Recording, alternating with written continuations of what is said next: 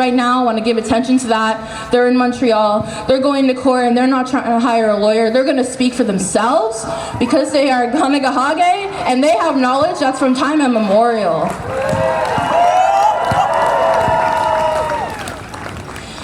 I want to bring y'all attention to the idea of dismantling too, and divesting and rebuilding communities. You know, I think there's a lot of great work going on in communities with McGill and Concordia, but we have to understand that, I said this in something recently, you know, a BA and a thesis is not going to bring land back. We're going to bring land back. Indigenous peoples in communities doing that work, who don't have a following, who aren't in university, they're going to bring land back. That's what land back is from. That's how land back is going to be achieved. I think everyone is doing, I mean, as a university student, I mean, I've learned a lot about McGill and the horrible shit that McGill does. But it's really the students that make the university. It's the students. These institutions would be nothing without us. And it's our job to hold them accountable every single day.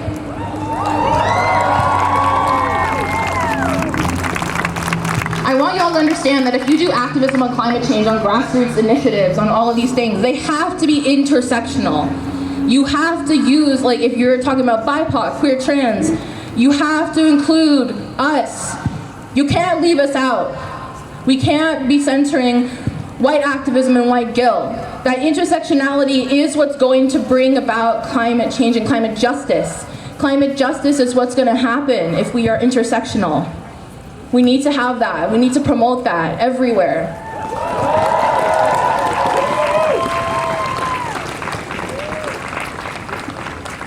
You know, as someone who grew up in the city, who grew up in a very urban space, it's been hard for me to reconnect over the years, trying to understand my relationship to land as an Indigenous person, and worldviews, that how we are stewards and we don't have any concept of owning the land, that we focus on our relationships and connections to the land through our ancestors, through our community and kinship. And that sustainability, we've always practiced sustainability. Indigenous peoples, with hunting, with ceremonies, with connections to our elders, to everyone, that we have always been sustainable. We've always been doing this. And I want you to know the communities. I want you to find out which Indigenous communities are around you, in Montreal, in Toronto, in any city. You need to find out who's around you and who's doing that work, and you need to support them. You need to give the funds and resources.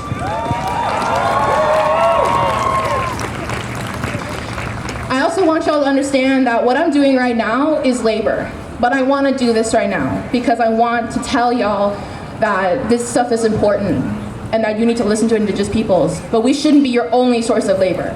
You know, we have social media, we have tons of journals, and a lot of Indigenous peoples are speaking out and they're doing this stuff. You know, we are not just labor. We are people, we are beings, and we have our own responsibilities to our communities. You need to understand that, and you need to understand reparations too. That you cannot have land back without restitution. We are not within Canada. We are sovereign. We've always been sovereign. And as a trans, masculine, non-binary individual as well, as using they, he pronouns, sometimes I'm scared to leave my house. Sometimes I'm scared to go to these things and to interact with people. Because the society we live in is there's so much racism and alienation that exists in these cities, that these companies and these cops, all they want to do is alienate us. They listen, but they're not really listening.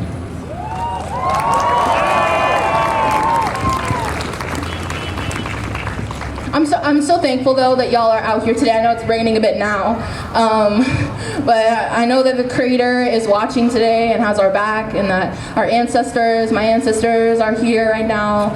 And I'm just so glad to all the speakers who are here, and I'm just so glad to share my knowledge with y'all. But thank you for coming out. Thank you so much, because this is a good step to take. Such an important step to get out here and listen to our voices and to get that information and to keep the energy going. It's all about keeping that energy going, taking care of ourselves, taking care of our wellness, but also listening and learning, really understanding the resources and really knowing that they make a difference. All the funds, all of the community care, all the harm reduction, it makes a difference.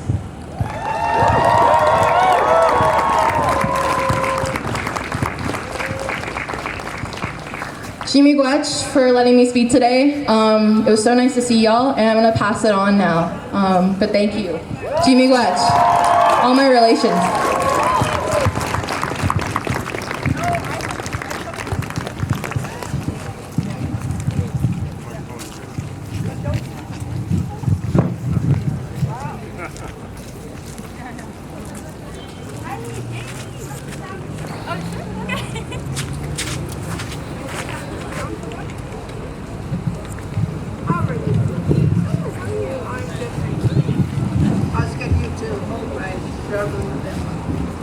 And just having other girls around is good.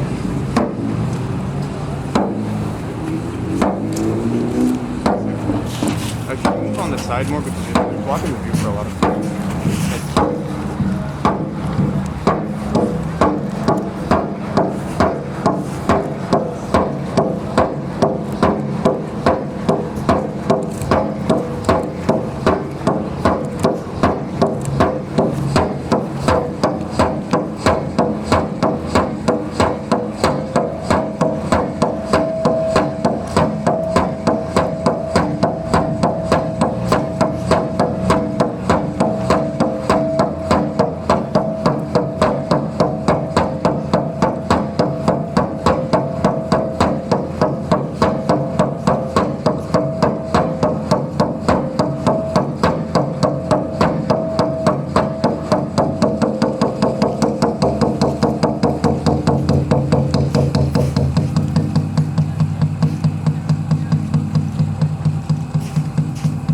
To the heartbeat of Mother Earth.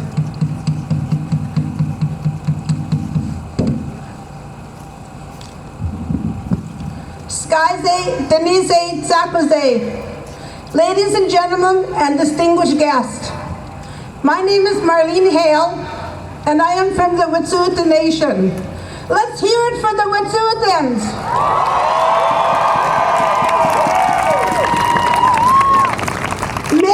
Merci beaucoup. Let's hear it for all of you, Montreal. Wow, what a nice, beautiful crowd you are. Let's give it some roar. Let's give it for climate change.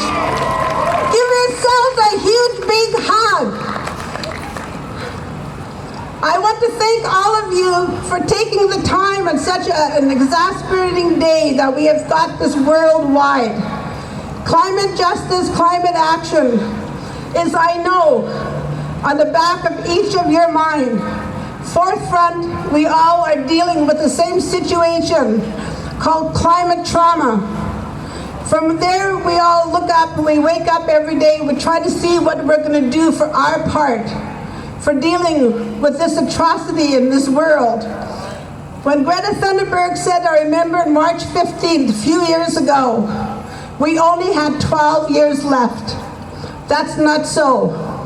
It's dwindling, and we know, we get it, don't we? We get it, don't we?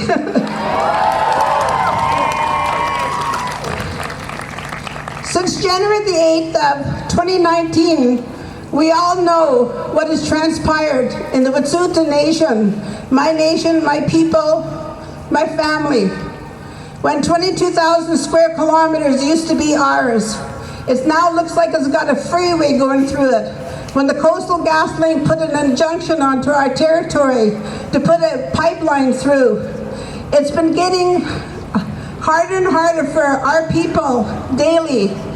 And for the last few years with the hereditary chiefs going through so much trauma and drama, with the RCMP, CGL, with the COVID, and with all going through it again, and with the more and more of the empowered government that we have, who is supposed to sit down and have dialogue, it's never come.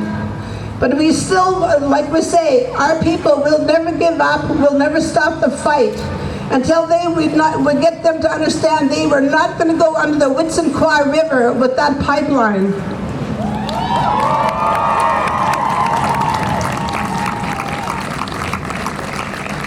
This year we also know that what is transpiring up there, it used to be, I remember in 2019, that we had to get the word out. We had to get the word out nationwide. Then we had to get the word out internationally wide. Now we got the word worldwide. The world is watching. The eyes have been on Wet'suwet'en. The eyes are on Wet'suwet'en because Wet'suwet'en has what everybody wants. And Wet'suwet'en has what everybody is not going to get. They're not going to get their way.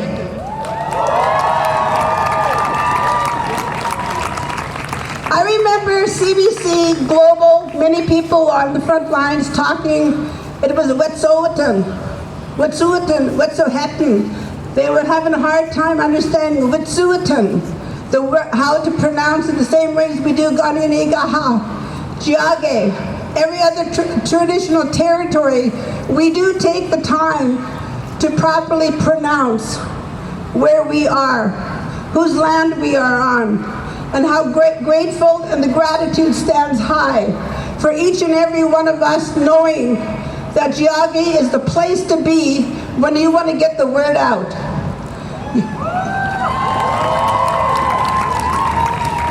I call you all my little troublemakers. Give yourselves a hand, the biggest troublemakers in the world. Weekly webinar, and once in a while I have a troublemakers reunion. You're all welcome, right? It's when you take the time for you, because without you, I cannot get my work done. I need each and every one of you. I'm very grateful to have each and one of you have my back. And also my people, my traditional territory of the Wet'suwet'en Nation really appreciate a lot of the things that we're doing on the front, from the front lines. From front lines of Montreal, you're talking about divest McGill. Give them a big shout out.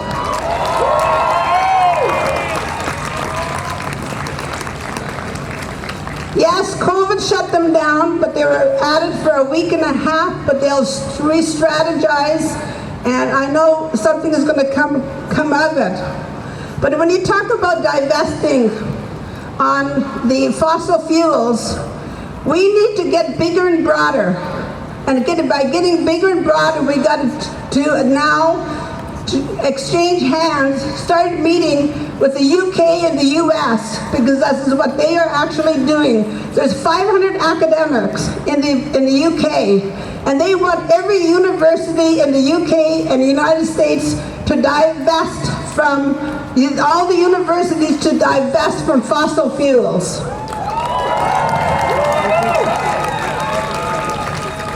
I know it's us doing our part, hitting the streets, making phone calls, donating where it needs to be done, speaking to whoever it is, doing our due diligence with the garbage, with the recycling, shouting out at the right people up there, talking about Mr. Prime Minister Trudeau and all the ones, because when election is coming up, we know where we're going to be, we know where they're not going to be.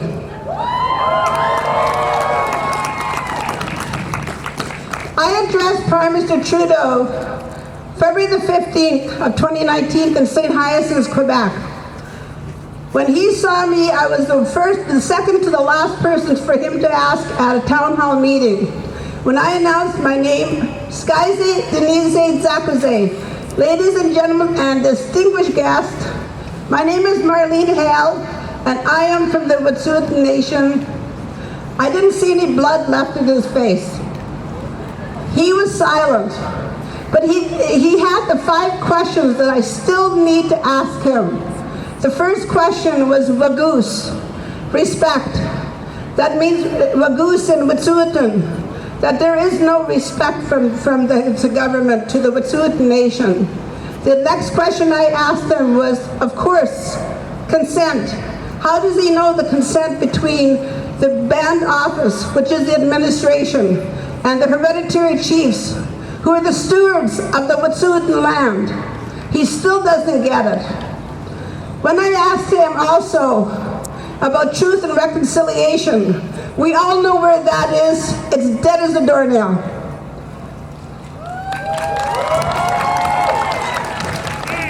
My biggest question to him was on the RCMP. Who gave the order? That the order had to come from the top. I didn't get an answer, but I was right all along. CBC, I remember asking me that day, APTN, Global TV, they had all asked me that one question, if Mr. Prime Minister Trudeau was here today, what would you say to him? I would say to him, you sold us out.